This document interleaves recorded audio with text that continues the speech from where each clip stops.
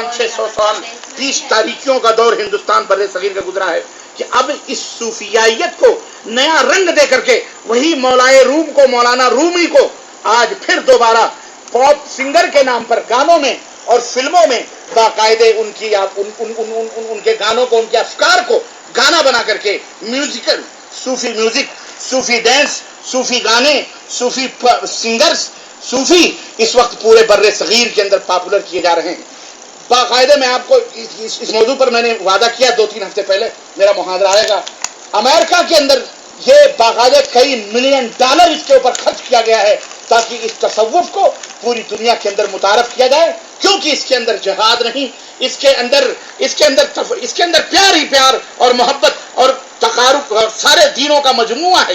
یہ یہودیت کو بھی لیے ہوئے ہے، برہمنیت کو بھی لیے ہوئے ہے، نصرانیت کو بھی لیے ہوئے ہے. کسی سے اس کو کوئی بیر نہیں، سب ملی جلی سرکار ہے اور پوری دنیا کے اندر صرف پیار ہی پیار ہے، محبت ہی محبت ہے، عریانیت فحاشیت سب کچھ ہے. گاجے بھنگ پینے والے بھی اس کے اندر موجود ہیں، نشیڑی گردلے بھی اس کے اندر موجود ہے، ازار مزار درگاہوں کے اوپر ناچ گانے کرانے والے کھجڑے کھجرے بھی اس کے اندر موجود ہیں، سب موجود ہیں. اب تو خواجہ اجمیری کی درگاہ پر جناب علی فلموں کو ہٹ کرانے والے بھی جا رہے ہیں، ہیرونے بھی جا رہی ہیں. اعلیٰ حضرت ہاں خواجہ صاحب نظر کرم ہو میری یہ فلم ہٹ ہو جائے، میری چمیلی خوشبودار ہو جائے. ہاں نہیں سمجھ آئی، آ گئی. میں جو کہنا چاہ پہنچ گئے آپ وہاں تک. بڑے ہوشیار لوگ ہو، کاش دین میں بھی اتنے عقل مند بن جاتے کہ اشارے اور کنایے سمجھتے. چمیلی کا نام لیتے ہی سب سمجھ گئے کہ میں کیا پہنچ رہا ہوں اور میں کیا بول رہا ہوں. تو میرے عزیزوں، میرے دوستوں اور بھائیوں، کہ اس طرح سے اب اگر یہاں پہ کوئی بات میں کہوں کہ یہ خواجہ معین الدین چشتی اجمیری، آپ بتائیں یہ ان کی عزت ہے، یہ ان کی توہین ہے یا ان کی عزت اور تکریم؟ بولیے. کہ ناچنے گانے والے بھی اب پہنچ کر کے وہاں پہ فریاد کرتے ہیں کہ ہمارے گانے ہٹ ہو جائیں. ہیشمیہ بھی برقع پہن کے جا رہا، ہیشمیہ نام ہے، رشمیہ کیا نام بولو، وہ بھی بیچارہ برقع پہن کے جا رہا ہے، کئی لوگ اسے سلام نہ کرنے لگے. ہر ناچنے گانے والے اپنے فلموں کے وقت جاتے ہیں، چادر چڑھاتے ہیں، اور بڑے درگاہ کے لوگ باقاعدے ٹوپی پہناتے ہیں، چادر اٹھاتے ہیں. ہمارے ملک کے ایک بہت بڑے صدر مملکت بھی انہیں اپنے ملک کے بیچارے غریب غربا بزرگ نظر نہ آئے، غریب النماز کے مزار پہ کئی کروڑ ڈالر چڑھا کے آ رہے ہیں. ملک سیلاب میں ڈوبا جا رہا ہے، بھوکمری الگ، مہنگائی الگ. اور انہیں اگر وہ غریب النواز کا معنی سمجھتے تو انہیں وہاں جانے کی ضرورت ہی نہیں تھی. اور آج باقاعدے پاکستان کے ان تمام مجاوروں میں جھگڑے ہو رہے ہیں کہ صدر صاحب ہندوستان اتنا کروڑ ڈالر دے کے آئے کیوں؟ انہوں نے دیش دروہی کا کام کیا. ہم نے کہا اچھا ہے، لڑو، پیسوں کے لیے تو ساری لڑائی ہے، جنگ. تو میرے عزیزوں، اللہ کا یہ فضل اور اس کا احسان ہے کہ اہل الحدیث بر صغیر کے اندر موجود ہیں. تو شرم سے بہت سارے لوگ ہمت نہیں کر رہے کہ آگے بڑھ کر کے کوئی اور غلط کام کریں. ہم اگر اس دنیا میں نہ رہے تو یاد رکھو اللہ کی قسم کھا کے میں کہہ سکتا ہوں کہ اگر اہل الحدیث اس دنیا میں نہ رہے تو شرک و بدعت سے اور خرافات سے یہ پوری روئے زمین بر صغیر بھر جائے گی اور اللہ کا قہر نازل ہوگا. اللہ کا یاد رکھو، ہم ہیں تو اللہ کے قہر سے بچے ہوئے ہو. اگر اہل الحدیث نہ رہے تو اللہ کا قہر آ جائے گا. کیوں؟ اس لیے کہ اللہ کی توحید کا، نبی کی رسالت کا جو قومیں تمسخر اڑاتی ہیں، مذاق اڑاتی ہیں، قرآن نے ہمیں بتلایا، نبی نے ہمیں بتلایا، اللہ ان قوموں کو اس روئے زمین سے مٹا دے. لیکن الحمدللہ ہم ہیں، زندہ ہیں، تو الحمدللہ توحید و سنت کا پھریرا لہراتا رہے گا انشاءاللہ تبارک و تعالی. ہم کسی ملامت کرنے والوں کی ملامت سے ڈرنے والے، ہم کسی کے جید اور دھمکیوں سے ڈرنے والے نہیں ہیں. ہمارے اسلاف کی تاریخ، اور ہم نے نہ کبھی کسی کو مارا ہے، نہ ہم نے کبھی کسی کو قتل کی دھمکی دی ہے. جاؤ ہماری تاریخ بدلاؤ. ہمارے سامنے گالیاں دینے والے موجود، ہمارے گھروں کو جلانے والے موجود، ہمارے بھائیوں کے ہاتھوں کو توڑنے والے موجود، ہماری بستیاں، ہماری مسجدوں کو جلانے والے ہندوستان پاکستان کے اندر خود کلمہ پڑھنے والے مسلمان موجود، لیکن ہم نے صبر کرنے کی تلقین دی ہے. صبرن نبی کائنات کے وہ جملے جس کے دروازے پر ملاقات ہوگی انشاءاللہ تبارک تعالیٰ. کر دو، یہ نہیں کہا مار ڈالو. جس طرح آج یہ باطل پرست فرقے اور یہ اپنے آپ کو اہل حدیث سے چلنے والے جماعتیں قتل کروا رہی ہیں. علامہ شروع سے لے کر کے آج کی بات نہیں ہے، انگریزوں سے کٹوایا، اب آپس میں عام بیچارے بھولے بھالے عوام سے کٹوا رہے. علامہ احسان الہی ظہیر رحمۃ اللہ علیہ کو شہید کرانے والے کون تھے؟ علامہ ثناء اللہ امرتسری. تقسیم ہند سے پہلے سارے اسلام کی آبرو، اللہ اکبر، جس کا ذکر آ جائے تو جناب علی ان کی بھی پیشانیاں جھک جاتی ہیں باطل پرستوں کی. یہ جب آریہ سماجوں نے ان کو تنگ کیا، 3 دن تک بجنور کے نگینہ کے علاقے میں مناظرہ ہوا.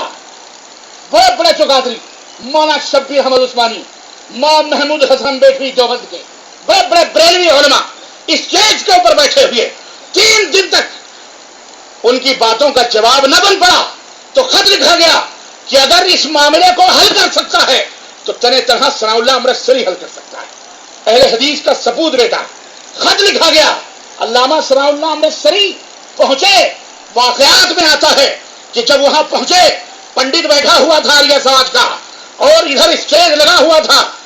لوگوں نے کہا آئیے مولانا. ادھر سے پنڈت کیا بولتا ہے، مولانا آپ ہماری طرف آئیے، آپ ادھر کہاں جا رہے ہیں، آپ تو وہابی ہیں. وہ اس اسٹیج پہ بیٹھنے والے تو سب آپ کو کافر کہتے ہیں، تو کافروں کے پاس آئیے. آپ وہاں کہاں جا رہے ہیں جو اپنے آپ کو مومن کہتے ہیں، تو ہم کافر ہیں، آپ ہمارے اسٹیج پہ آئے. مولانا بڑے ہی مرنج کے طبیعت کے مالک تھے، مسکرا پڑے، پہنچے اسٹیج پر، ان کے اسٹیج پر پہنچے اور کہا لوگوں اسلام لانے کے لیے اور کچھ زیادہ ضرورت نہیں پڑتی، کلمہ شہادت پڑھ لو اسلام قبول میں داخل ہو جاتے ہیں. میں پڑھتا ہوں اشہد ان لا الہ الا اللہ واشہد ان محمد رسول اللہ. مناظرہ شروع کیا جائے. کس کو اعتراض ہے؟ میں نے کلمہ پڑھ لیا، مسلمان ہو چکا ہوں. یہ ہمارے علماء اس وقت انہوں نے یہ نہ سوچا کہ یہ بریلوی بیٹھے ہیں، یہ دیوبندی بیٹھے ہیں. یہ وہی دارالعلوم دیوبند کے اساتذہ ہیں جنہوں نے مولانا کو اور مولانا کے تقریباً 35-40 ساتھیوں کو صرف اس بنیاد پر دارالعلوم دیوبند سے پڑھنے سے نکال دیا کہ یہ آمین بالجہر کہتے تھے اور رفع الیدین کرتے تھے اور سینے پہ ہاتھ باندھتے تھے. کہا گیا ثناء اللہ رفع الیدین مت کرو، آمین زور سے دارالعلوم دیوبند کی مسجد میں مت کہو، سینے پہ ہاتھ مت باندھو، تمہارا داخلہ منسوخ کیا جائے گا. کہا تم داخلہ منسوخ کرنے کی بات کرتے ہو، ہم اپنے داخلے منسوخ کروا سکتے ہیں لیکن نبی کی حدیث کو چھوڑنا گوارا نہیں کر سکتے. یہ وہ ہماری جماعت کے آبرو تھی، عزت تھے. مولانا چاہتے تو وہاں حساب کتاب برابر کیا جا سکتا تھا. اچھا حضرت آپ تو ہمیں کافر کہتے ہیں، دیکھو کافر بھی کہتے. مولانا نے سب کو معاف کر دیا. لوگوں یہی نبی کی تعلیم ہے، ہم نے ہمیشہ معاف کیا ہے، جاؤ ہم معاف کرتے ہیں. مولانا نے معاف کیا، مناظرہ ختم ہو گیا. ہار گئے. 3 دن سے اٹکے ہوئے لوگ. مولانا کو ہاتھی پر بٹھایا گیا اور وہاں سے جلوس نکالا گیا. کہا گیا دارالعلوم کی سند دی جائے گی. مولانا نے کہا شیخ اب آپ کے سند کی مجھے ضرورت نہیں. مولانا محمود حسن کہتے ہیں کہ ثناء اللہ اکثر و بیشتر تمہارے بارے میں دارالعلوم کے طلبہ مجھے شکایت کیا کرتے تھے اور ہمیشہ تمہاری برائیاں مجھ سے کیا کرتے تھے، لیکن میں جانتا تھا کہ جن کے اندر اچھائیاں ہوتی ہیں انہی سے لوگ جلتے بھی ہیں. تم شروع سے میرے محبوب نظر رہے ہو، میں تمہاری قدر کرتا ہوں. یہ تھی. میں ایک کا ذکر کروں اور کرامات، اور اس کا میں آج تو صحابہ کرام کے اتنے کرامات نہیں جتنے ہمارے ہندوستان پاکستان کے پدی کے شوربوں نے اپنے بزرگوں کے کرامتیں ٹھوک کے بھاؤ لکھے ہیں. ہمیں ایسے جھوٹے کرامات کی ضرورت نہیں. اور ہم میں بھی اللہ کے اولیاء کی بات کرتے ہو، جو میں نے بہت پہلے ہندوستان کی سرزمین پر بھی یہ بات کہی تھی اور آج بھی علماء کی موجودگی میں یہ بات کہتا ہوں اور ریکارڈ ہو رہی ہے اور یہ پوری دنیا میں جائے گی اور سنی جا رہی ہے، لائیو کاسٹ ہو رہا ہے انشاءاللہ تبارک تعالیٰ، کہ میں کہتا ہوں کہ اہل حدیث वो तुम्हारे वलायत के सनद देने की जरूरत नहीं, अहले हदीस का बच्चा पैदा ही होता है और अल्हम्दुलिल्लाह वो अल्लाह का वली होता है। अल्हम्दुलिल्लाह अल्हम्दुलिल्लाह। क्यों? अल्लाह के औलिया ना मुशरिक होते हैं ना बिदती होते हैं। मुशरिक और बिदती अल्लाह के औलिया हो सकते, कब्र के मुजावर अल्लाह के औलिया हो सकते, दरगाह बनाने वाले, मुजावरी करने वाले, कादरियत, चिश्तियत, नक्शबंदियत, सहरवर्दियत, सूफियत, इन तमाम की बैत और इरशाद की मसनदों को बेच कर खाने वाले या करने वाले ये अल्लाह के वली हो सकते? नहीं हो सकते, नहीं हो सकते। अल्लाह के वली अल्लज़ीना आमनू व कानू यत्तक़ून, वो हैं जो मुशरिक नहीं मोमिन हैं, जो परहेजगार हैं, हलाल खाते हैं, हराम से बचते हैं, वो लोग अल्लाह के वली। मुशरिक और बिदती अल्लाह का वली है। ये ख्याल अस्तो महाल अस्तो महाल, ये कभी हो सकता? जिस तरह पूरब से पश्चिम से सूरज नहीं निकल सकता, ऐसे ही ये लोग वली हो सकते। तो अल्हम्दुलिल्लाह अल्हम्दुलिल्लाह। और वलायत के लिए करामत का सादिर होना ये जरूरी है? बोलो नहीं। तुम्हें तो न जाने। खैर, अर्ज करने का मतलब यह है, एक का जिक्र एक नहीं, हमने हमेशा सब्र की तलकीन अपने लोगों की है। कत्ल और गारत गरी हमने मौलाना अल्लामा एहसान ज़हीर को, अल्लामा सनाउल्लाह रसरी की बात आई थी, बड़े बिदतियों ने तकरीर की, एक वहाबी को कत्ल करना 100 शहीदों का सवाब है। अस्तगफिरुल्लाह। एक टांगे वाला था, उधर से गुजर रहा था, उसने सुन लिया और उसी वक्त अहले हदीसों का उसी जलसा था पंजाब के किसी इलाके के अंदर। जलसे में मौलाना सनाउल्लाह रसरी जो अहले हदीसों के सिरे खेल थे, अहले हदीसों के नहीं बल्कि हिंदुस्तान के तमाम उलमा के सिरे खेल, उनकी भी आमद थी। वो उसने सोचा इस बड़े मौलवी को मार दे तो 100 से भी ज्यादा सवाब मिल सकता है, क्यों ना इसी को खत्म कर दिया जाए। एक का कहीं कोने में उसने लगा के घाट में बैठ गया। अल्लामा सनाउल्लाह रसरी रहमतुल्लाह अलैह की पालकी थी या आपकी बग्घी थी, उसमें बैठ करके आए जलसे के करीब स्टेज के, चाहने वालों की भीड़, चाहने वाले घेरे हुए थे। अल्लामा सनाउल्लाह रसरी रहमतुल्लाह अलैह जैसे ही बग्घी से नीचे उतरे, वो निशाने पे बैठा हुआ था वो शख्स, उसने गंडासा उठाया और मौलाना के सर के ऊपर बहुत पुरजोर ताकत से नारे रिसालत या रसूल अल्लाह का नारा लगा के उसने गंडासा मारा। और ऐसा मारा, मौलाना अमामा पहने हुए पगड़ी बांधते थे, मौलाना की पगड़ी वो काटते हुए, अल्लाह ताला के फजल करम से वो पगड़ी थी तो यूं समझिए कि वो खुरसते हुए यहां से सर काटते हुए और कंधे से खून और सर से सर फट गया। बहरहाल बहुत कुछ बच गए मौलाना, लेकिन आपको फौरी तौर पर हॉस्पिटल में एडमिट किया गया, उसको फौरन गिरफ्तार किया गया, हुकूमत वक्त ने उसको गिरफ्तार किया और जेल के अंदर उसको डाला गया।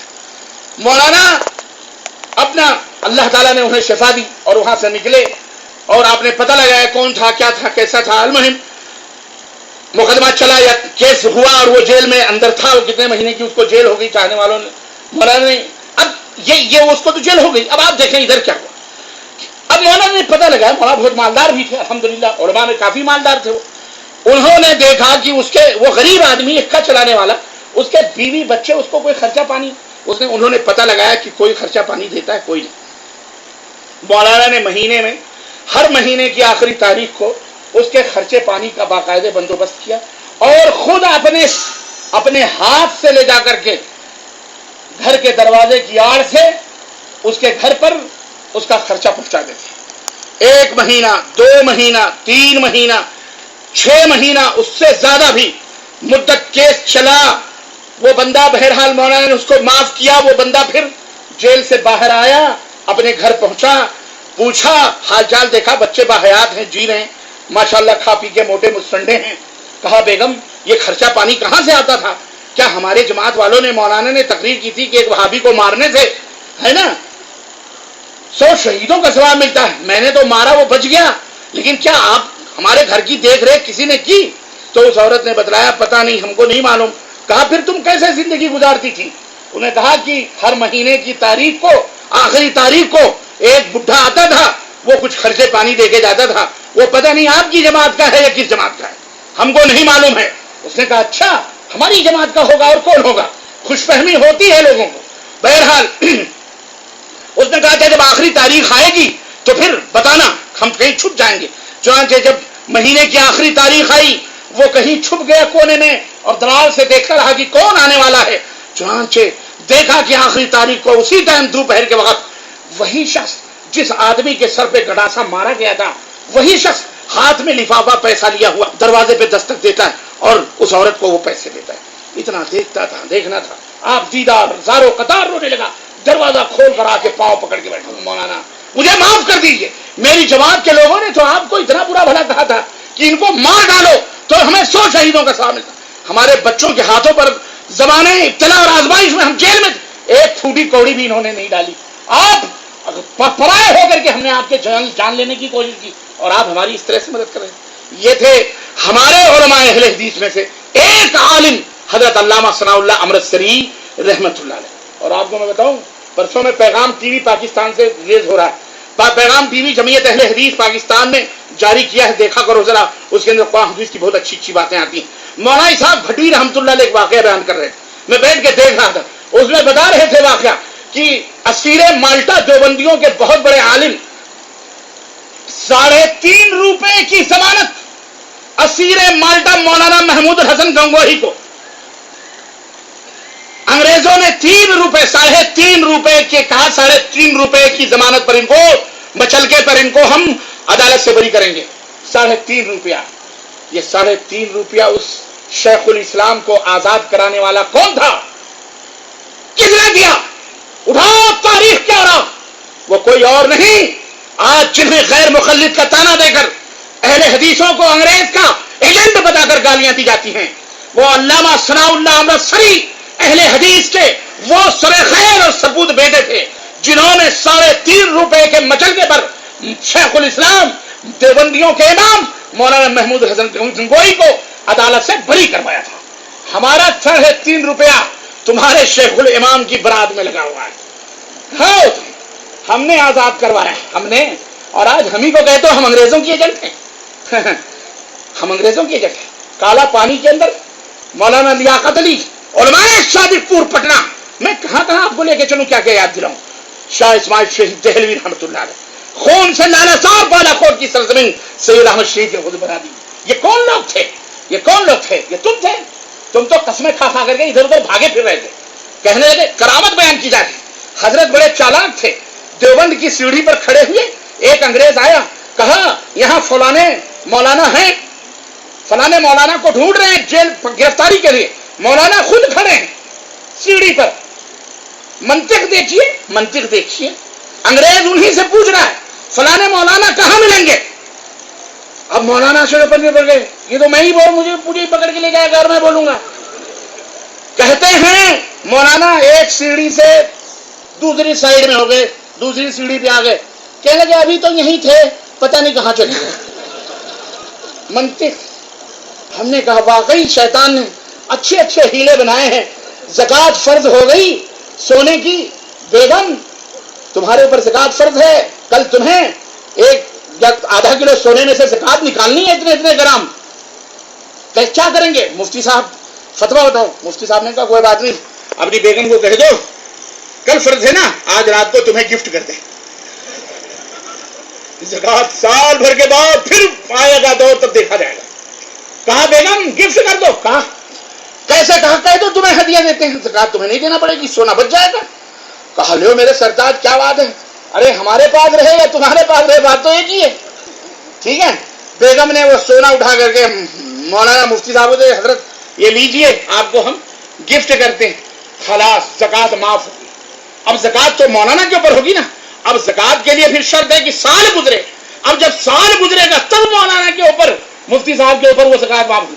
अब फिर साल गुजरा, 1 महीना ये 1 दिन बाकी रह गया। अब कहा गया मौलाना, बी बेगम ने कहा 1 दिन और बाकी है, आपके ऊपर ज़कात होने वाली है। कोई कहने लगा कोई बात नहीं, तू क्यों घबराती है, मुफ्ती आजम तो मैं हूं ना, मैं तुझे बताता हूं, सुन अब ये पैसा मैं तुझे गिफ्ट करता हूं, ये हदिया रात भर में गिफ्ट, इधर से उधर इधर से उधर हर साल किया करो, ज़कात उसके ऊपर माफ और फर्ज है हरगिज़ नहीं। ये उसूल और कानून हीले सादियां, युखादिऊन अल्लाह वल्लज़ीना आमनू वमा यख़दऊन इल्ला अनफुसहुम। हाँ, खुद गलतियां करके हमारे ऊपर गलतियों को चस्पा करते हैं। हमारे उलमा की एक तवील फहरिस्त है अल्हम्दुलिल्लाह, हजरत अबू बकर सिद्दीक से लेकर के ये सारे अहले हदीस, ताबईन, अइम्मा कराम, इमाम अबू हनीफा हों, امام مالک محمد حنبل، امام شافعی، یہ سارے ہمارے علماء ہیں، ہمارے امام ہیں اور ہمارے سروں کے تاج ہیں، یہ ہمارے اسلاف ہیں. ہم ان کی عزت کرتے ہیں، ان کے نقش قدم پہ چلتے ہیں، ان کے اجتہادات کی قدر کرتے ہیں، ان کی غلطیوں کو اللہ کے حوالے کرتے ہیں اور اللہ سے دعا کرتے ہیں کہ اللہ ان کی خطاؤں کو معاف فرما دے اور اللہ تعالیٰ ان کے اجتہادات کو قبول فرمائے اور اس کے اوپر ان کو اجر عطا فرمائے. یہ ہمارا وتیرہ ہے. ہم نے کبھی کسی کو قتل و غارت گری کے اوپر نہ ابھارا تو تم نے ابھارا. علامہ کو شہید کروایا، جمعہ 8 دن ہوئے. ابھی کچھ دنوں پہلے علامہ حافظ عبدالرشید اظہر رحمت اللہ علیہ کو گھر کے اندر پاکستان کے اندر کس نے شہید کروایا؟ گورنمنٹ نے کہا قاتلین پکڑے گئے ہیں، نام نہیں بتاتی گورنمنٹ، کیوں فرقہ وارانہ فساد ہو جائے گا. کس نے شہید کیا؟ علامہ عبدالرشید اظہر رحمت اللہ علیہ. وہ اپنے وقت کا اس دور کا جامعہ اسلامیہ کے اندر پڑھنے والے وہ طلبا، جب اس وقت وہاں کے اساتذہ نے کہا کہ اس وقت مدینہ یونیورسٹی میں اگر حافظ عبدالرشید اظہر ابن تیمیہ ہے تو ان کے ساتھ پڑھنے والے عبدالحمید وہ ابن قیم ان کے دوست ہیں، اتنی صلاحیتوں کا مالک. آج اس کو گھر کے اندر کھانا پانی مانگنے کے نام پر 2 آدمی 3 آدمی مسئلہ پوچھ رہے ہیں. حضرت مسئلہ پوچھنا ہے، کہنے لگے آ جاؤ. دروازہ کھولا، کہا پانی پلا دو، پانی پلایا. کہا بھوک لگی ہے دوپہر کا وقت ہے کھانا کھلا دو، کھانا کھلایا. اور جب کھانا وانا کھا چکے علامہ عبدالرشید اظہر، بیگم بیچاری گھر میں، بچے پڑھنے گئے ہوئے، بیگم سے کہے کھانا لا کے اپنے ڈرائنگ روم میں رکھنے، کھلایا پلایا اور پانی مانگا. جیسے ہی مولانا اندر گئے پٹک کر کے چڑھ کے ان کے گردن کو کاٹ دیا گیا. اللہ کی قسم 1 مہینے کی رپورٹ ہے پہلے کی. اہل حدیث کا یہ سپوت بیٹا آج اس کے بچے، اس کی بیوی، یہ ٹیوی تو جو ہے بے وجہ کی زندگی گزار ہے. کس نے قتل کیا ان کو؟